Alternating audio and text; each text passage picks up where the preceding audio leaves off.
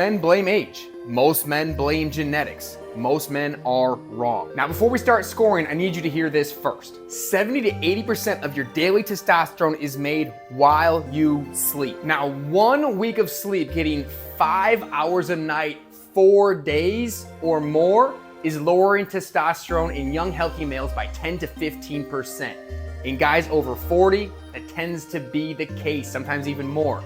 This is not gonna start with sleep, but this is putting things in perspective of where this is gonna go. So let's just jump right in. Here's how the scoring works. We've got 5 categories. You're gonna score yourself a 0, 1, or 2 on each. 0 is definitely a problem for you. 1, sometimes a problem. 2, you've got this handled. Maximum score will be 10 out of 10. We'll add up at the end, and if you're honest with yourself, this test is gonna tell you something you needed to hear. Category 1 is gonna be body composition. This is one that people don't talk about enough. Your body fat percentage isn't just affecting your fitness, it's affecting your hormone. Visceral fat that's stored around the organs contains an enzyme called aromatase. And aromatase converts testosterone directly into estrogen. The higher your body fat, especially around your midsection, the more testosterone your body is converting right now in real time. And here's the trap that most guys fall into. They have their body fat come back a little high, they jump into a crash diet, trying to get that body fat lower. That means low calories, low fat, aggressive deficits. But testosterone is synthesized from cholesterol. Cut dietary fat too aggressively, and you cut the raw material your body needs to produce testosterone. So now you're losing from both ends. The aromatase is attacking from one side, your aggressive diet from the other. The solution is to get on a moderate calorie restriction, maintain adequate fat, and make sure you're getting your body fat percentage under around 20%. So do a quick score of yourself.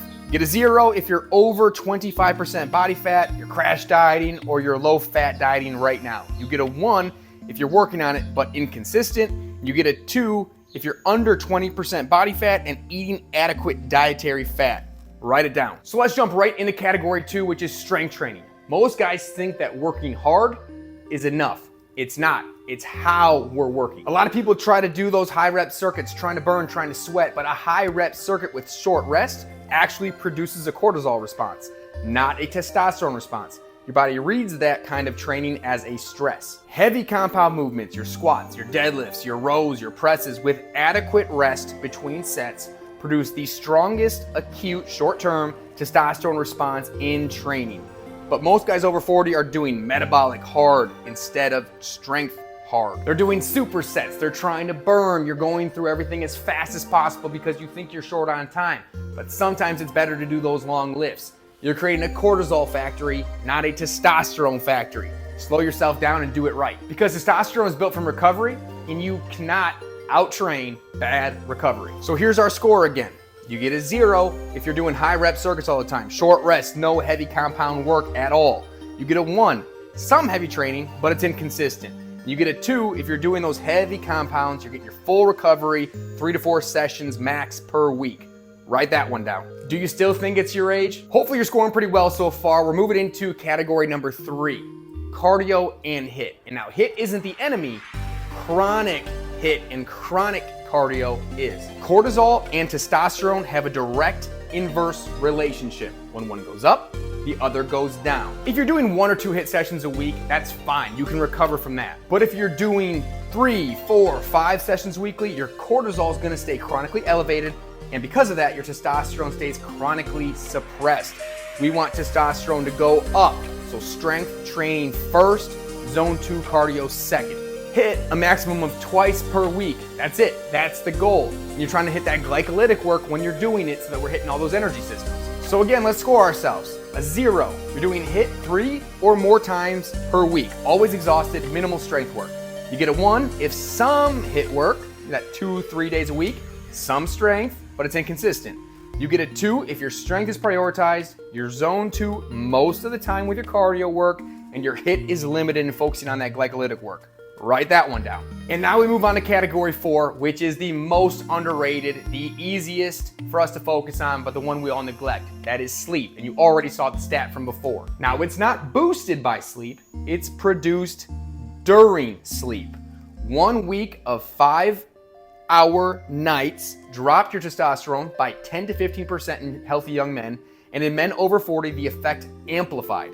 It's not just total hours. And now it's all about quality. Deep sleep is where the testosterone is produced. If you're constantly waking up, we are causing that production to slow down or not happen. So now let's score ourselves on sleep. You're getting a 0 if you're under 6 hours consistently and poor sleep quality. You're getting a 1 if you're getting 6 to 7 hours, inconsistent quality, so some deep, some not. And you're getting your 2 if you're getting 7 to 9 hours consistently, waking well rested. Write your score down. So now our 5th and last category is stress and cortisol. Now, everything we've talked about has one thing in common. That is cortisol, the stress hormone. Under chronic stress, your body routes hormonal resources towards cortisol production and away from testosterone production. And your body doesn't care where the stress comes from. Work stress, financial stress, relationship stress, overtraining, sleep deprivation. Your body reads all those the same way. A threat. And when your body prioritizes survival, your testosterone is gonna drop, and you cannot out-train stress. So let's score ourselves here quick. We're gonna get a 0 if we're chronically stressed, overtraining, no recovery. You're gonna know if that's you. You get a 1 if there's some stress, some inconsistent recovery, you're finding a little bit of a balance. You're gonna get your 2 if your stress is managed, your recovery is scheduled, your training matches your recovery capacity.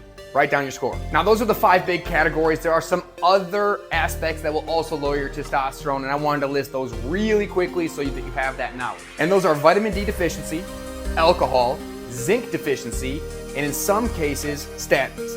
None of these fix low testosterone alone, but any one of those can technically make it worse, so I wanted to include them. Now, let's go add up that score. Now, if you ended up with an 8 to 10, your lifestyle supports healthy testosterone. If testosterone is still critically low, go talk to your doctor. That's a legitimate medical conversation. If you're getting a 5 to 7, your lifestyle is actively suppressing your testosterone. Fix those categories first. If you're getting a 3 to 4, TRT won't fix a lifestyle problem. It just masks it. A 0 to 2, you don't have a hormone problem, you have a lifestyle crisis. And the good news, every single thing on this list is within your control. I want to be very clear. I'm not anti-TRT. But you owe it to yourself to fix these things first before you're trying to go jump on it. Because body fat, training type, HIIT volume, sleep, and chronic stress are the biggest lifestyle testosterone levers in men over 40. And most men have never been told to fix them or tried to fix them by building better habits. So what's your next move? Your score? That's your roadmap. Find the category where you scored the lowest. That's your weak link. That's where you start. I'm working on building a full fix video for every single category: body composition, strength training, cardio and HIIT, sleep, and stress. Those links will be in the description once they're set and ready. Start with your lowest score and drop your total score in the comments. Start by fixing your lowest score. That's your low-hanging fruit and the easiest way to start fixing things. Then drop your score in the comments. Let's start some dialogue. Let's get everyone moving in the right direction. Never settle with yesterday. Keep an eye out for those fix videos when they drop.